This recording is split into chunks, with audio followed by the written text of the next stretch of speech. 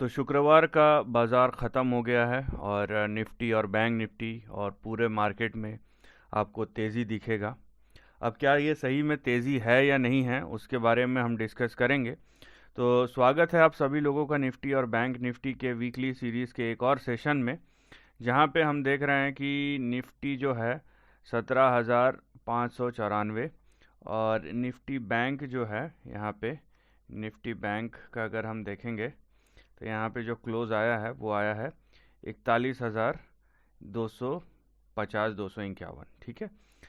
तो बात यह है कि अगर जिन्होंने मेरा पिछला वीडियो देखा है या जो मेरा निफ्टी और बैंक निफ्टी का सीरीज़ फॉलो करते हैं, वहाँ पे मैंने पिछले हफ्ते यही बताया था कि जो ये हफ्ता होगा, ये हफ्ते से मेरा मतलब है 27 फरवरी से 3 मार्च तक यहाँ पे। ठीक है, ये जो हफ्ता होगा ये एक आप बोल सकते हैं कि एक रेंज बाउंड या एक बाउंस बैक हो सकता है, और वही हमने देखा पिछले 5 दिनों में। आप देखिए कि रेंज बाउंड रहा, उसके बाद फ्राइडे को ये यहाँ पे एक बड़ा मूव आया है, ये 250 270 पॉइंट का। ठीक है, इसको अगर मैं यहाँ पे रेप्लिकेट करूँ, आप देखिए सारे सेक्टोरल परफॉर्मेंस, उसमें सबसे ज़्यादा आपका निफ्टी बैंक 2.13%, और यहाँ पे दिखेगा निफ्टी पीएसयू बैंक। ठीक है, 5.4%। तो ये दोनों सेक्टर है। उसके बाद निफ्टी मेटल। ठीक है, निफ्टी मेटल को अगर मैं फ़िलहाल एक्सक्लूड कर दूं, तो यहाँ पे जो पॉजिटिविटी आई है बैंक और पीएसयू बैंक से आया है। और यहाँ पे देखिए ये निफ्टी का है, यहाँ पे 1.57 1.57। इसमें सबसे बड़ा कंट्रीब्यूटर आपको अदानी ग्रुप शेयर्स दिखेंगे, जो कि यहाँ पे स्टेक सेल हुआ है, उसके बाद आपका जो प्राइस परफॉर्मेंस आया है, और उसके बाद आपको तीसरा दिखेगा एसबीआई, जो 5% का मूव दिया है। क्योंकि यहाँ पे मार्क टू मार्केट वाला केस रहता है, रीज़न जो भी हो, मैं रीज़न पे ना जाके यहाँ पे वो एक सेंटीमेंट जुड़ा हुआ था, सीधी सीधी बात है, और उसके वजह से आपको यहाँ पे एसबीआई में 5% का रैली देखने मिला। उसके बाद आप देखिए यहाँ पे कुछ स्टील कंपनीज है और एक रिलायंस है। ठीक है, जो 2% मूव किया। तो रिलायंस अगर 2% मूव कर रहा है, वो खुद ही आपका 100 पॉइंट के ऊपर का कंट्रीब्यूशन रिलायंस की तरफ से है। अदरवाइज आप अगर इनको हटा दे, ये सेक्शन को आप हटा दे, नो डाउट ये एक बड़ा चंक है, ये सेक्शन को आप हटा दे, फिर वही 1% 0.25% 1.25%, ये इस तरीके के मूव्स ही बचते हैं निफ्टी में भी। तो ये चीज़ जो है हमें एक बार देख के रखना चाहिए और समझना चाहिए। तो क्या मैं ये बोल सकता हूँ कि पूरे ब्रॉड मार्केट में परफॉर्मेंस है, ये एक सवाल है। तो आप ज़रूर इसका कमेंट सेक्शन में जवाब दीजिए अपने तरीके से कि आपको क्या लगता है। क्योंकि मैं ब्रॉड मार्केट में देख रहा हूँ आधा परसेंट 1% जो स्मॉल कैप या मिड कैप है, वो 1% 2%। देखिए अगर ब्रॉड मार्केट में बड़ा परफॉर्मेंस होता ना, तो मिड कैप स्मॉल कैप वो 8-8 10-10% जाते हैं। ठीक है, और जो कैश वाले हैं वो 15-20% जाते हैं। तो क्या आपको उस टाइप का फील आया या नहीं आया, तो ये आप ज़रूर कमेंट सेक्शन में लिख के बताइए। Otherwise Nifty financial services, Nifty FMCG, Nifty private bank, Nifty realty, सब 1 से 1.5% या 1.25% का मूव था, लेकिन हाईलाइट जो था निफ्टी बैंक और निफ्टी पीएसयू बैंक, यही दो थे। राइट, अब आते हैं हम चार्ट पे। और चार्ट पे हम अगर आएंगे तो यहाँ पे सबसे पहले चलते हैं निफ्टी का चार्ट देखेंगे। तो निफ्टी का चार्ट आप देखिए, यहाँ पे यह है निफ्टी का चार्ट, और यहाँ पे जो भी कुछ हो रहा है, ठीक है, यहाँ पे जो भी कुछ हो रहा है, नो डाउट ये डेली चार्ट है। और यहाँ पे ये जो लाल लकीर है 200 डे का मूविंग एवरेज, उसके आसपास कहीं ना कहीं छोटा सा बेस फॉर्मेशन हुआ है। आवरली चार्ट पे जाएंगे तो आपको पता चलेगा। नहीं, ये मिनट चार्ट पे जाना पड़ेगा। ये देखिए यहाँ पे आप मिनट चार्ट पे जाएंगे तो आपको 1 मिनट, आपको यहाँ पे दिखेगा एक डबल बॉटम जैसा पैटर्न फॉर्मेशन। ठीक है, ये देखिए आप, तो यहाँ से बाउंस बैक आया है आपको। लेकिन यहाँ पे मैं जो क्लीन है, यहाँ पे देखिए डेली चार्ट आपको एकदम साफ़ सुथरा दिख रहा है। तो ये क्लीन स्टोरी मैं यहाँ पे आपको पिक्चर दिखाना चाहता हूँ। और ये क्लीन स्टोरी जो है आपको क्या कहता है कि फ़िलहाल ये रेंज में है। मैं जब ब्रेकआउट होगा उसके बाद मैं बात कर लूँगा। मैं ये नहीं बोल सकता कि निफ्टी अगले हफ्ते 1000 पॉइंट मूव करेगा। अगर करता भी है तो मेरे को कोई फ़र्क नहीं पड़ता उससे क्योंकि मेरा एनालिसिस उतना पेसिमिस्टिक या ऑप्टिमिस्टिक होने का जो लाइसेंस है वो नहीं देता है। मैं ना पहले ज़्यादा नेगेटिव था ना अब ज़्यादा पॉजिटिव हूँ, इस तरीके का है।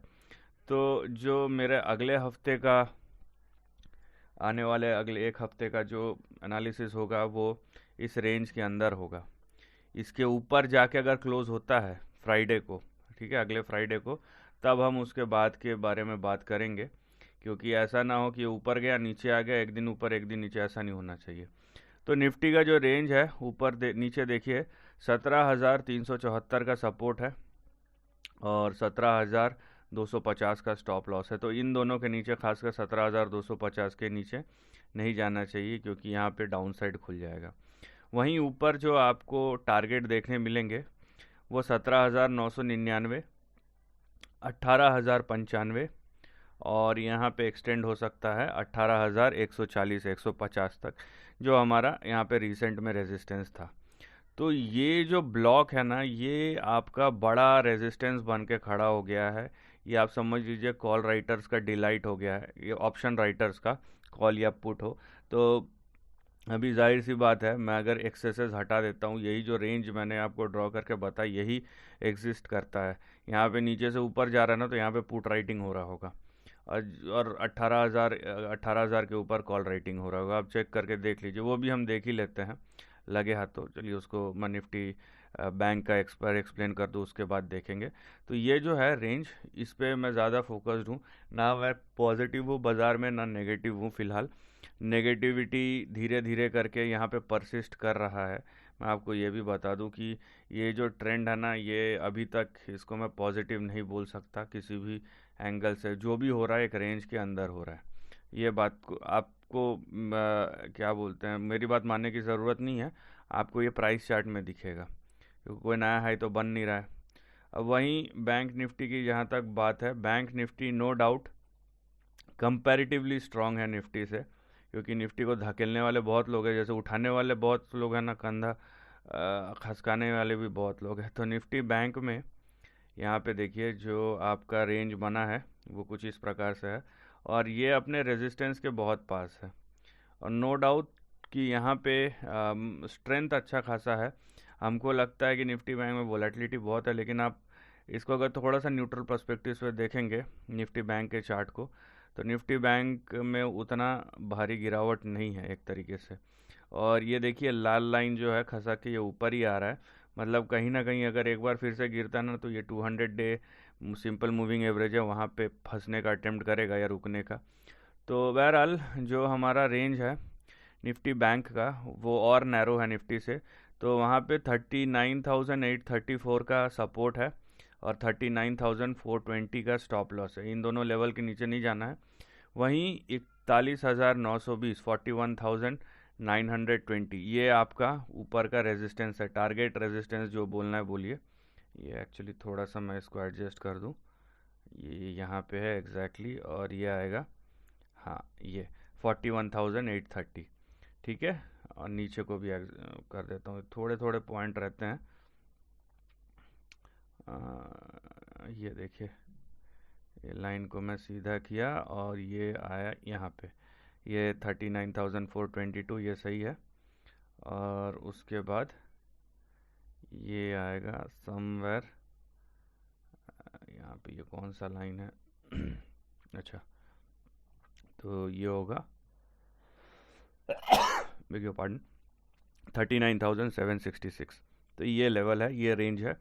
अब बैंक निफ्टी में मुझे ये देखना है। देखिए अब आप बोलेंगे कि अगर ये 41,830 के ऊपर या 840 के ऊपर क्लोज हो गया तो क्या, नो डाउट उसके बाद हमारा जो टारगेट है वो शिफ्ट हो जाएगा कहाँ पे, 43,135, 43,641 और उसके बाद 44,192।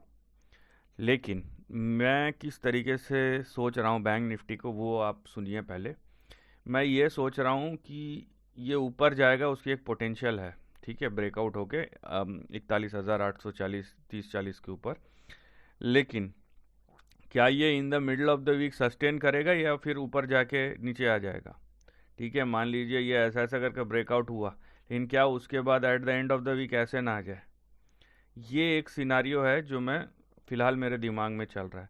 तो इसीलिए मैं इस रेंज पे फोकस करूंगा। आपको टारगेट्स तो पता है कि अगर इसके ऊपर गए ये 3 टारगेट पे आप फोकस कर सकते हैं, लेकिन मेरा जो मेन इंटेंशन है वो ये है कि जो निफ्टी बैंक का करेंट रेंज है उस पर फोकस करना, और उस पर मैं फोकस करूंगा। और वही वही जो तरीका है मैंने निफ्टी पे भी मैं अप्लाई करूंगा कि अगले हफ्ते यहाँ पे क्या होता है। ठीक है, तो यहाँ पे नो डाउट एक बाउंस बैक आपको फर्दर एक्सटेंशन मिल सकता है, जिस तरीके का फ्राइडे का क्लोज आया है, एक बेस फॉर्मेशन है उसका फ्राइडे का क्लोज आया है। तो यहाँ पे आपको एक फर्दर एक्सटेंशन बाउंस बैक का मिल सकता है, लेकिन आपको ये भी देखना पड़ेगा कि वो बाउंस बैक सस्टेन हो रहा है या नहीं हो रहा है। तो आपको टारगेट हिट करने पे या टारगेट के आसपास आने पे निफ्टी और बैंक निफ्टी को होल्ड नहीं करना है, बल्कि निकल जाना है पोजीशन काट के। तो ये एक सेफ स्ट्रैटेजी होगा। हाँ, एक चीज़ जो बाकी था निफ्टी और बैंक निफ्टी के कि हो क्या रहा है अगले हफ्ते के लिए, पोजीशंस क्या है। तो यहाँ पे आप देखिए जो नियरेस्ट कॉल राइटर खड़ा है, COI बिल्डअप हुआ है कॉल में, वो है 17,700, 17,900, उसके बाद 18,000। तो यहाँ पे आप देखिए 700, 900, 18,000। यहाँ पे तो मैं 18,000 के ऊपर बोल रहा था। इवन 17,700 भी अच्छे खासे कॉल राइटर यहाँ पे खड़े हुए हैं। नीचे आपका इमीडिएटली 17,600 पे यहाँ पे पुट में OI है, उसके बाद 17,500 में है, और उसके बाद 17,400 में है, और उसके बाद एक है लेकिन 17,000 पे, लेकिन यहाँ पे बीच में बहुत गैप है। तो इसका मतलब क्या है?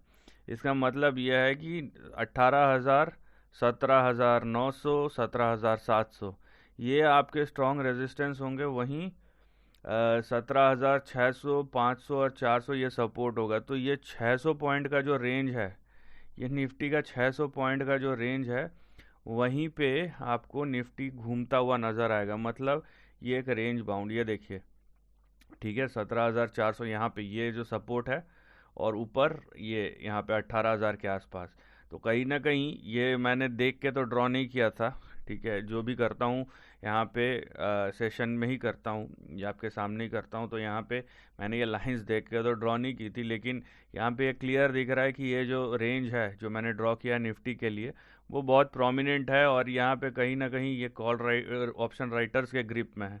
तो ये दोनों साइड से इस रेंज को ऑप्शन राइटर यूटिलाइज करने की कोशिश करेंगे, और कर भी रहे हैं, कोशिश क्या कर ही रहे हैं।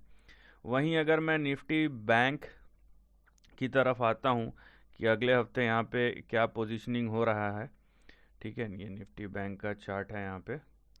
तो अगर मैं यहाँ पे निफ्टी बैंक पे आता हूँ, एक मिनट थोड़ा सा, हाँ, ये रहा निफ्टी बैंक का। तो यहाँ पे आप देखिए सबसे बड़ा OI खड़ा है यहाँ पे 41,500, उसके बाद यहाँ पे खड़ा है 42,000 पे। ठीक है, और 41,700 पे भी है। नीचे आपका 41,300, 41,200, 41,000, और उसके बाद फिर अच्छे खासे है यहाँ पे 40,500 तक अच्छा खासा पुट राइटिंग यहाँ पे OI बिल्डअप हुआ है। तो मतलब क्या है इसका कि यहाँ पे ये जो तेज़ी है, फ़िलहाल मैं अगर ऑप्शन के डेटा को देखूं और उससे मैच करूं, ये जो तेज़ी है ये एक्चुअली तेज़ी नहीं है, एक बाउंस बैक या पुल बैक बोल सकते हैं। और ये जो पुल बैक है वो कहीं ना कहीं आपको एक लेवल तक ले जाएगा और वहाँ पे फंस जाएंगे आप। ठीक है, तो यहाँ पे ऑप्शन डेटा कुछ और कह रहा है। ऑप्शन डेटा ये कह रहा है कि यहाँ पे जो पुल बैक है वो सांत्वना पुरस्कार है आपके लिए, कंसोलेशन प्राइस। ठीक है, अब ये कंसोलेशन प्राइस को आप ज़्यादा एक्साइट, अभी फ़िलहाल तो वही है, ज़्यादा एंजॉय मत कीजिए इसको, क्योंकि अगर आप बियॉन्ड अ सर्टन पॉइंट बाज़ार में तेज़ी करते हैं तो आप ट्रैप हो जाएंगे। बियॉन्ड अ सर्टन पॉइंट फ़िलहाल तो आप मंदी भी करते हैं तो भी ट्रैप हो जाएंगे। तो ये सिचुएशन है। तो यहाँ पे हर दिन कैसा है उसको देखिए और उस हिसाब से अपना स्ट्रैटेजी बनाइए। तो अगले हफ्ते का स्ट्रैटेजी यहाँ पे ये सिंपल सा रहेगा कि बाउंस बैक तो एक्सपेक्टेड है, लेकिन मुझे देखना है at the end of the week क्या जो रेंज है प्राइस उसके अंदर आता है या प्राइस उसके ऊपर क्लोज होता है ब्रेकआउट करने के बाद। So this is the end of the video. Thanks for watching.